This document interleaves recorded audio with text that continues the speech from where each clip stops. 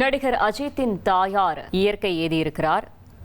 பல்வேறு தலைவர்கள் அவருக்கு இரங்கல் தெரிவித்து வருகிறார்கள். அண்மை செய்தியாக பார்த்து வருகிறோம். மேலும் தகவலை செய்தியாளர் ரமேஷ் வழங்கிட கேட்கலாம். ரமேஷ், வணக்கம். முழு தகவல்கள்.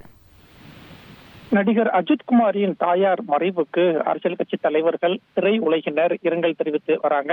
இன்று காலை அஜித்குமாரின் தாயார் உடல்நலக்குறைவால் காலமானார். அவருடைய உடல் பாலவாக்கம் இல்லத்துல அஞ்சலிக்காக வைக்கப்பட்டிருக்கு.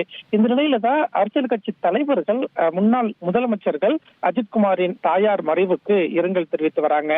முன்னாள் முதலமைச்சர் மு.க. ஸ்டாலின் வெளியிட்டிருக்கக்கூடிய இரங்கல் செய்தியில, அன்னையை இழந்து வாடும் அஜித்குமாரை தேற்ற வார்த்தைகள் இல்லை என்று முன்னாள் முதலமைச்சர் மு.க. ஸ்டாலின் இரங்கல் செய்தியை சொல்லியிருக்காரு. அதே மாதிரி முன்னாள் முதலமைச்சர் எடப்பாடி பழனிசாமி வெளியிட்டுள்ள இரங்கல் செய்தியில, சகோதரர் அஜித்குமாருக்கும் அவரது குடும்பத்துக்கும் ஆழ்ந்த இரங்கல். அஜித்குமாரின் தாயார் காலமானார் என்ற செய்தி கேட்டதும் துயருற்றேன் என்ற இரங்கல் செய்தியை முன்னாள் முதலமைச்சர் எடப்பாடி பழனிசாமி சொல்லியிருக்கிறத பார்க்க முடிகிறது. இதே போல் திரையுலகத்தைச் சேர்ந்த பலரும் நடிகர் அஜித்குமாருக்கு தாயார் மறைவுக்கு இரங்கல் செய்தியை சொல்லி வரக்கூடிய செய்தியை பார்க்க முடிகிறது. அவருடைய உடல், அஜித்குமாரின் தாயார் உடல் பாலவாக்கம் இல்லத்துல வைக்கப்பட்டிருக்கிறது. நேர்ல சென்றும் பல்வேறு தரப்பினரும் அஞ்சலி செலுத்தக்கூடிய காட்சிகளையும் பார்க்க முடிகிறது. தகவல்களுக்கு நன்றி ரமேஷ்.